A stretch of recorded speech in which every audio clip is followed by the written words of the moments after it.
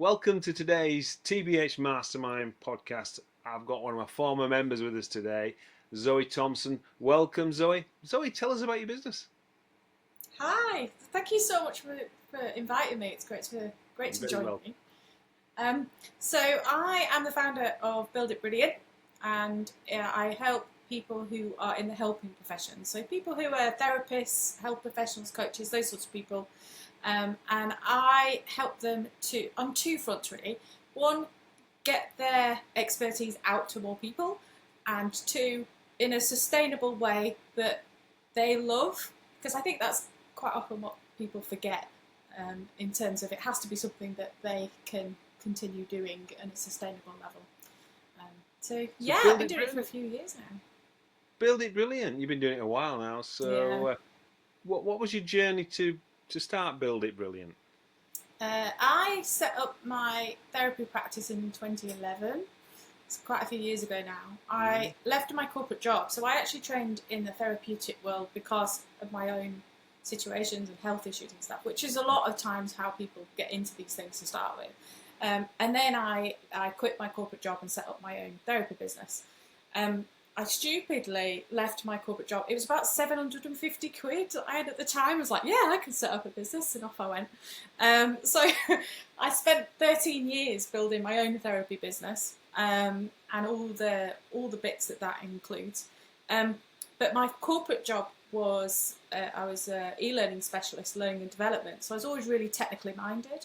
So when I was running my therapy business, I was doing things like downloads and freebies and online courses, and just using tech a lot, building my own website, all these kind of stuff.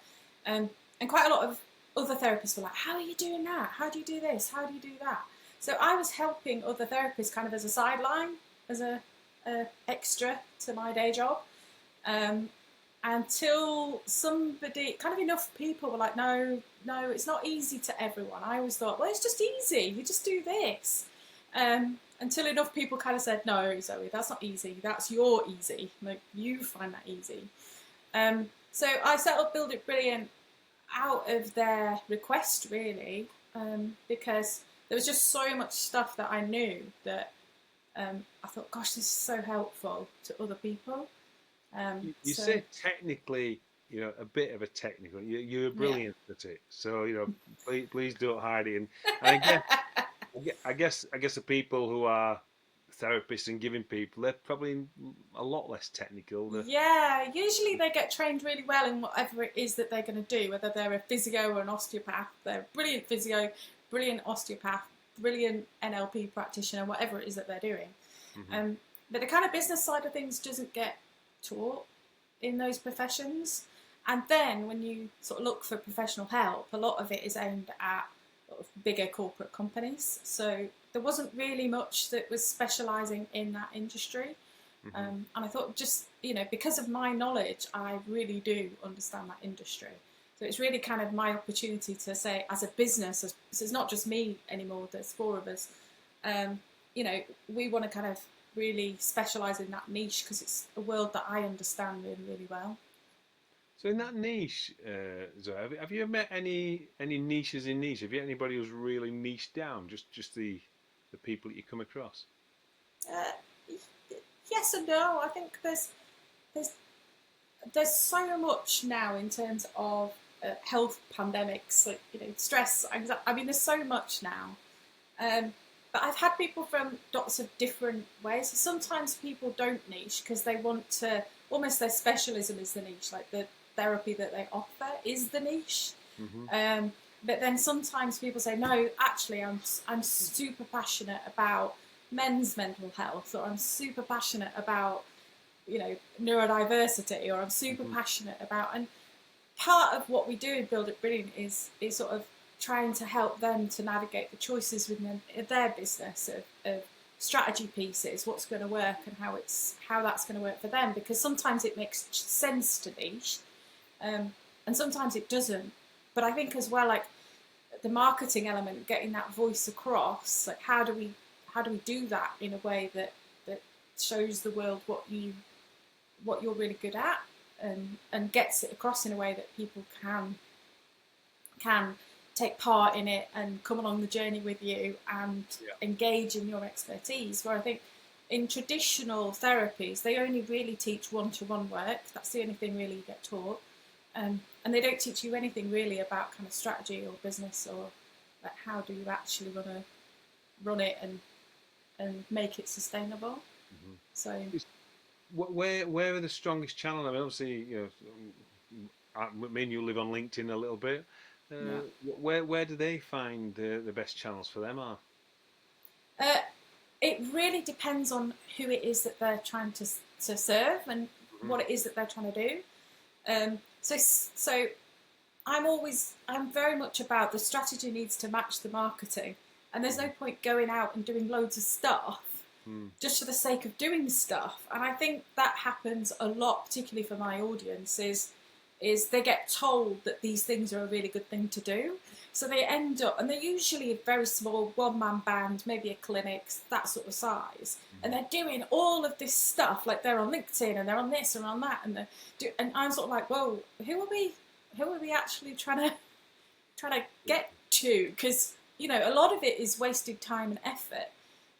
So really, we're kind of matching the strategy with the marketing, with the technology into something that makes sense for them. So LinkedIn, for example, fantastic, but for some people, it's what are you doing? Like your audience isn't on LinkedIn. You're better off going and doing X, Y, and Z, whatever that is. Yeah. So Your business has grown quite a bit these last few years. What's been the challenges as a small business owner that's come across your path as you've grown? I'm trying to match need with demand, I think. So there's so much that I want to do and so many things that I want to help with. But very early on, I was like, I can't do all of that myself. And there's, like you said, there's technology that I'm good at, but there's also a lot of things that I'm not good at or I don't know. But there's so much that my audience can really, really use. So I guess it's that kind of balancing between what does the audience want versus what can I provide, and where's the resource that I can then provide it at what level for who. And I think that's a constant balancing act. There's a certain amount that I can do, but you're sort of constantly juggling the kind of need of the audience versus what resource you've got and what you can provide. We talk about technology. We have to mention the A and the I word, AI. Has that how does that impact your business? Is it a threat? Is it a godsend? What is it? It's a godsend in my opinion. Mm-hmm. I think I do talk about it in quite a few different ways. So I think a lot of therapists are like, what is this? Like they don't really understand what it is and what they could do with it and how they can help. But I think with any technology, there's always pros and cons. There's always good ways of using it and bad ways of using it. I was involved actually in a very original iPhone launch way back in the day. And I remember this same kind of conversation, oh, it's going to wreck this, the world is going to implode because of this kind of, people are scared of what they don't know. And now, like, we're on what, iPhone 17 or something ridiculous, and now it's just like, oh, it's an iPhone, like it's not even interesting. And I see the same pattern with AI, like everyone's really nervous about it and what it's going to mean and what it's going to do and all of this kind of stuff. And it's going to be, in my opinion, it's going to be the same as any other technology that we use. There's going to be good things and there's going to be challenging things, and it's more about how we use it. And I love being part of that conversation to say, well, how are we going to use it? And in that therapeutic world, what can we do with it? How can we use it? What the good things out of it? What things are we going to not do with it? And having that conversation. And I think the more we get to know it and the more we interact with it, then the better use out of it we get. But I think with any technology, the more you hide from it and think, oh God, no, like the more you're not educating yourself to learn about it and to see what it can do and what it can mean. No, I think what. So obviously, in my world, I use it quite a bit as well. And my current thought is different from about a year ago. Is I'm gonna use it to grab my time back. Yeah. And we had a conversation in the office today about something I wanted to introduce. And yeah, so why are you doing that? Because everything works at the moment, because it'll take half the time. Yeah. And we have this process we repeat all the time. It takes us about 2 hours to do it. We think it'll take 40 minutes off that process. And that's great, isn't Absolutely. it? I can do something Yeah. more interesting. Something, and for me, the creativity side. So I use it a lot when I've got that kind of blank page. Like Mm, I don't have any ideas. I don't know what, and you sit there for a blank page going, where AI, you can go and say, give me 5 ideas for yeah, this. yeah, And it'll go, ping, there you go. And it yeah. gives you a starting point. You can go, oh yeah, I really like that one. Right, I'm off. And to me, that like you say, it shortcuts that process. I could sit here for 2 hours thinking, oh, I've got nothing.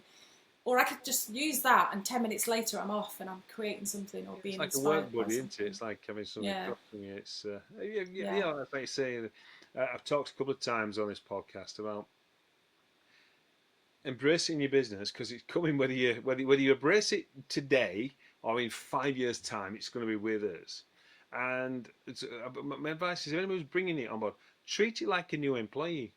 But Mm. just like you wouldn't give the accountant person the telesales to do, yeah, and you wouldn't give the telesales person the accounts to do. Treat it like an employee. What you're really good at. What are I'm you good really at? good at. You're good at. Yeah, Yeah, this is why. yeah, And on board it, like teach it about your business. And yeah, I think if people yeah. take it like that, rather than something that I think it's more than a tool to be used. I think it needs integrating. There's so many systems now that integrate and use AI, Mm. that you're not gonna not use it because it's integrated into so many systems. But things like I use Zoom quite a bit. Most of my work's online. Hmm. Um, an AI companion at the end, you can email a summary. It saved me absolutely loads of time, and Hmm. quite a few people have said, "Oh, like that summary was great." Mm. But, yeah, I didn't write it. Like just switch on AI and Yeah. it did it for me. I mean, amazing. I couldn't write that well, the summary for the meeting, and I certainly couldn't do it in 5 minutes and have it to Mm. you Mm. 5 minutes later and say, here's the summary. Um, I use a very unsophisticated element of it. So I always say my spelling is brilliant and my tipping is crip, and it's so good at sorting how it understands what I've written. It came back to me then answering Welsh the other day, and I thought, really do need to slow down on my yeah. bad crip tipping. It's got good points, it's got bad points, just like every technology in the world, and it's how we use it that's really important. And how each business use it is going to be different depending on what they do and how they can get the best out of it. But use the bits that really help you, and don't use the bits that don't. Don't be frightened of it though. Don't be frightened. Just Yeah. learn, like any Yeah. other technology. Yeah. So you're 750 quid in your bank, and you decide to jump ship and set up your own corporate, set up your own business. Through that world of either when you're in the corporate world or in your own world, has there been any book, person, significant event who's inspired you through the days? Um, I wouldn't like to pick one. I've had Hmm. honestly so many things across the way that have been useful over time. And as you said, I was part of the mastermind for a little while, and Hmm. to me, it's that. I think one of the mistakes that I made right early on in my business was thinking that it wasn't success unless I'd done it myself. So Hmm. at the beginning, I didn't really ask for much help. I didn't really ask for much support. This is kind of therapy beginning. I was like, I will do this, like it's like one woman against the world kind of thing. And I think one of the biggest lessons was like you can ask for help, and other people can support you and help you. And over the time, I've lent into that more and more, and it's okay that those things help you at a certain point to get you to a certain thing, and then you might think, oh, actually, now I need support in a different way, and Yeah. you move on to something else.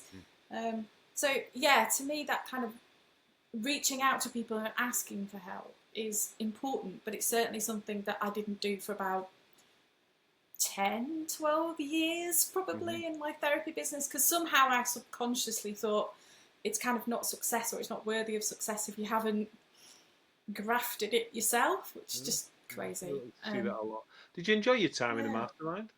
Yeah, it was great. It was probably, I think you guys were the first sort of part of that, reaching out and not trying to do stuff by myself. Well, we loved having you there. It was always Oh, an interesting conversation.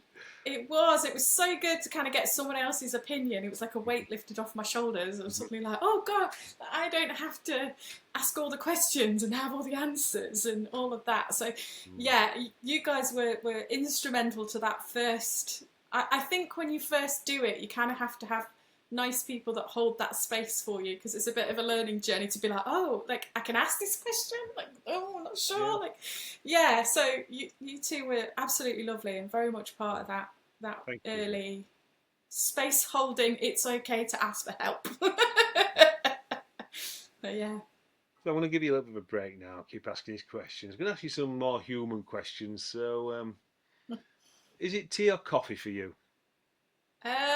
Either, mostly tea. Mostly tea. Mostly tea with an occasional treat of coffee thrown in. Do you drink alcohol? I don't particularly. No? Red or white wine doesn't really give you an answer? No, I don't really drink. I drink in very set circumstances. So if I'm in a field, I ride a motorbike, so festivals and fields and that sort of thing. I don't have to go anywhere. I don't have to drive anybody anywhere. I don't have any responsibility. Mm-hmm. Then it's rum and Diet Coke. But it's generally kind of set space for a set thing, and then after I've done that thing and I've come home again, then I'm done and I'm not bothered anymore. Dogs or cats? Neither. They don't fit on motorbikes. And I like travelling, so I do go travelling quite a lot. And dogs and cats. I like borrowing them either. So I'll look after cats, I'll look after dogs, but then I'm more than happy to go, here's your dog or cat back. I'm off for a bit and I'm off travelling. Summer sun or winter sports? Summer sun. Mm-hmm. Yeah, absolutely. Give us the sunshine any day. And the big one, pineapple on your pizza or no pineapple? Pineapple on my pizza. Wow. I know it's controversial. I know this, and I don't mind being the rogue out there. So yeah, I'll definitely take the pineapple. I'll have other people's pineapple if they're not As well, not that wow. bothered. Why not? Add it on. Thank you for being such a sport there.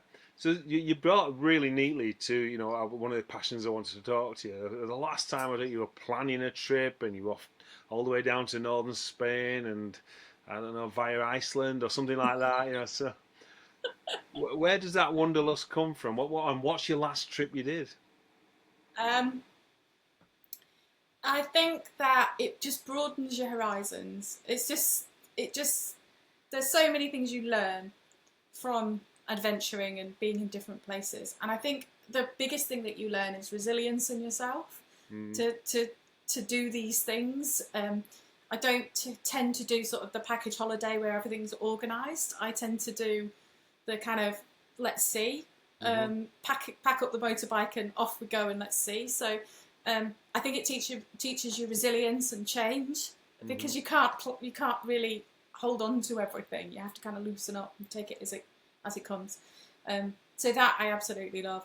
And the last trip I did was last year. We went to Thailand for a month.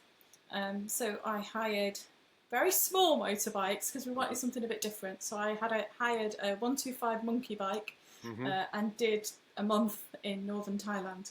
So yeah, that was good. Is that fun? Oh, I had to say to Martin, my husband, at one point, like, can we need to stop smiling and laughing so much because my cheeks actually physically hurt.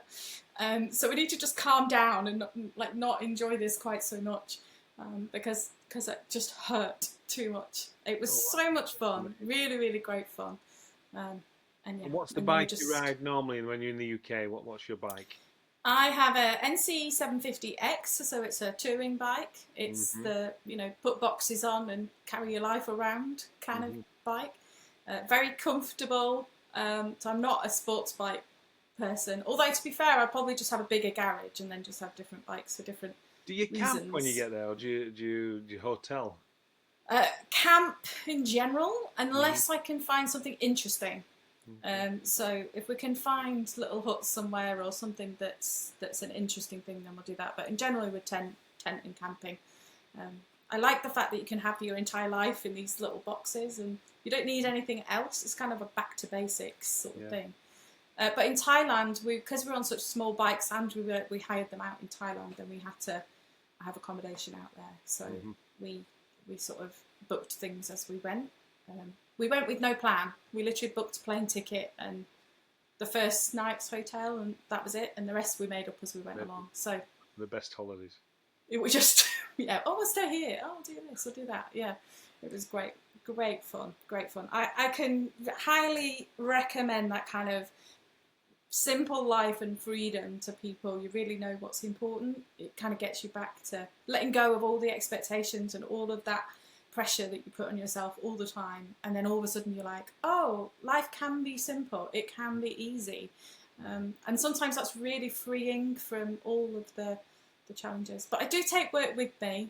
I did do some work from my tent in Spain and I did do some work from various dubious accommodation in Thailand. So yeah, I love the fact that my work can come with me as I Yeah, do it's that. just I've just got myself a Starlink from Elon, Yeah, and that's been revolutionary for the type of work I do. You know, it's like it's almost, you know, I'm like you, I'm really techie, but I'm thinking that literally turn it on and I'm now yeah, streaming. I'm now streaming live from somewhere you'd never even think you could get a mobile signal yeah. from. It's I amazing. think work's changed like over the years, especially since the COVID years. I Mm, think the opportunities have really changed mm-hmm. in terms of what we can do and where we can do it and how we can do it. And Yeah. I love that.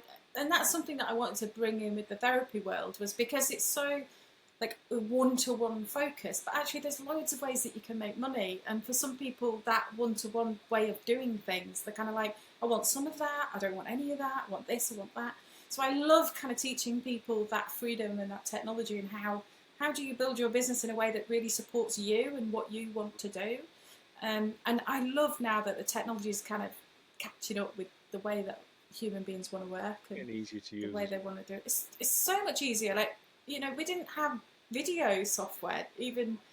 I mean, in the last 10 years, it's gone crazy. And now you can communicate with people in all sorts of different places, in all sorts of different means. And it's not difficult. It's not hard, as in, you don't get a 400-page manual for these things. It's literally, you can learn it by watching a YouTube video. The It's Starlink, easier. I set it up in the garden with a battery, and within 10 minutes, I could have spoke to anybody. It's it's Unbelievable. amazing. I had a summer office this year because we Mm-hmm. got a Wi-Fi booster, Mm-hmm. um, so that I could sit outside. And it doesn't have to be like adventure and wanderlust and those sorts of things. It doesn't necessarily mean distance. It doesn't Mm-hmm. necessarily mean go to the other end of the world or the country even. It can just be go to your garden. Like, Yeah.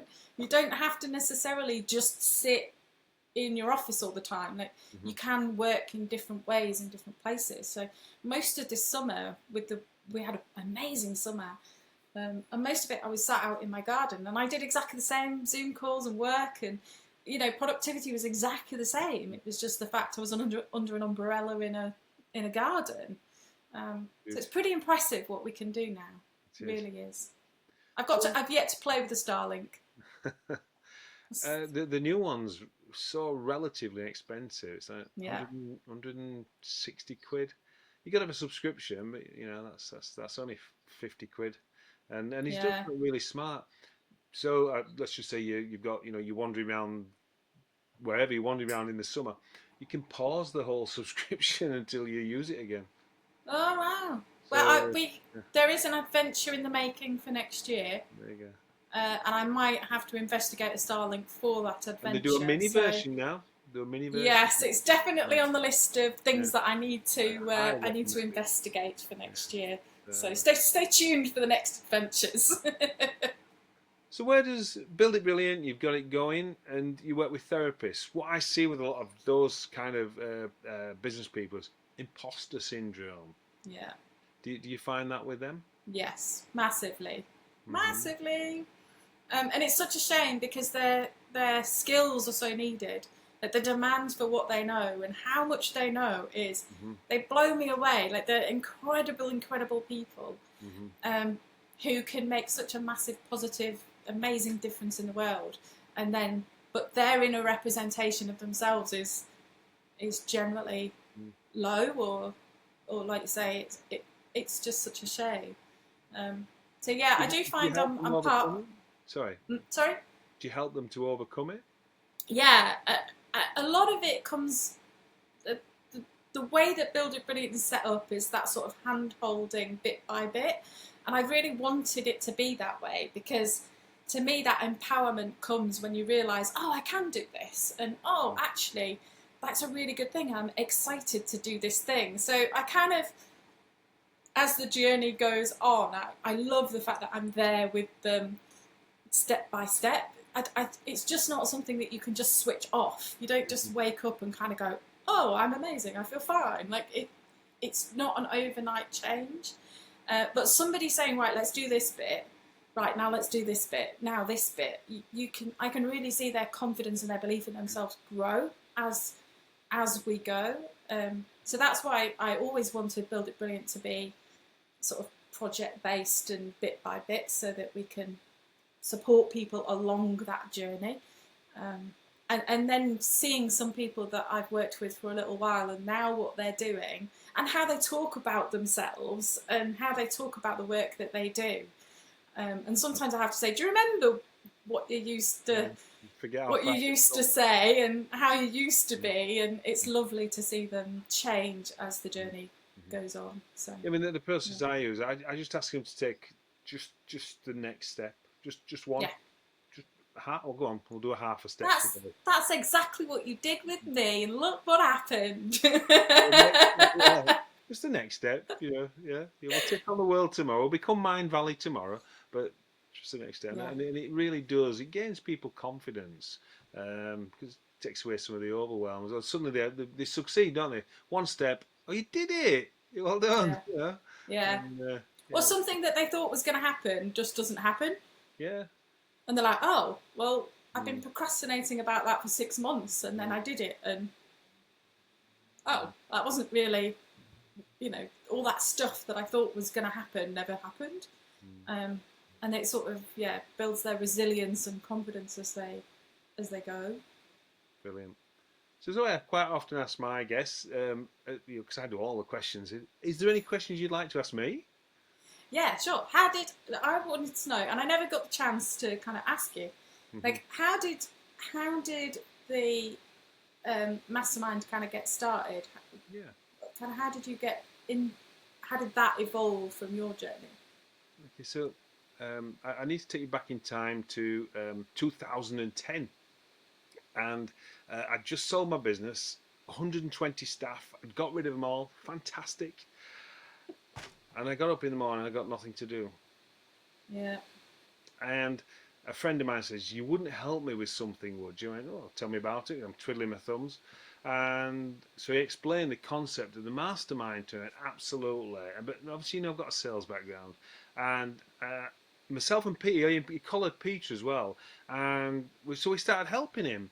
After about 8 or 9 months, he'd made no progress. And my natural place was sales, and Peter was coaching him. And he wouldn't listen to us. And after about 12, 14 months, we said, "Look, you won't listen to us. That's fine. This is your toy. You can play with it."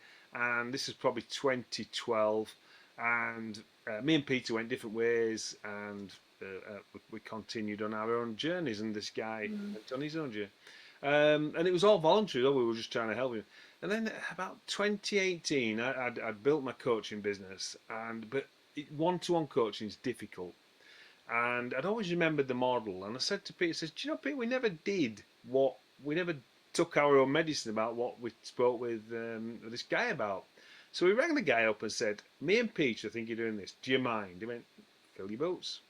Mm. So we did. So me and Peter got together. We started the It was called the To Be Honest Mastermind, so we've changed it to TBH Mastermind. And we got a group of people in the room and said, experience this, we're going to do this, we're going to charge that, what do you think? And the people in the room signed up. That was a... And you've never stopped since. And then consequently, it's grown from there. So as you know, in my world, I still do sales coaching. I'm also a part-time celebrant, and that's a nice thing to do for weddings and funerals. So yeah, so that's how it's going. We're launching a second group next year. We did an online group which we were part of in COVID. Yeah. We're much more face-to-face people than with the online stuff. So yeah, does that answer your question? Yeah. Thank you for asking. It's always interesting, isn't it, how people got into what they got into and why they chose to do that particular thing. We've had some amazing successes over the years. You know, businesses have sold. And if anybody goes to the, we got some testimonials off our clients, and we've put them on obviously put them on your website. And I wasn't part of that when they filmed it, and I was like embarrassed by the kind of things they said about it. Oh my god! You're like, that was me. You don't realise the impact you're making someone's world. Yeah, and I think it's like the formal feedback doesn't, and then somebody just says something in passing, and you're just like, it's amazing. Like, you don't realise sometimes the echoes of what you're doing. No, it's me. Yeah, it's definitely me. Zoe, you've been brilliant, and I knew you would. And thank you for your patience while I couldn't get to you the other day. It's absolutely fine. It's been a joy. It's been lovely to chat with you again. And I keep watching you on LinkedIn, so you know I'm always giving a thumbs up or a like. So I do. Please keep putting that content out. I love your journey. And Zoe Thompson, thank you for tonight. Thank you.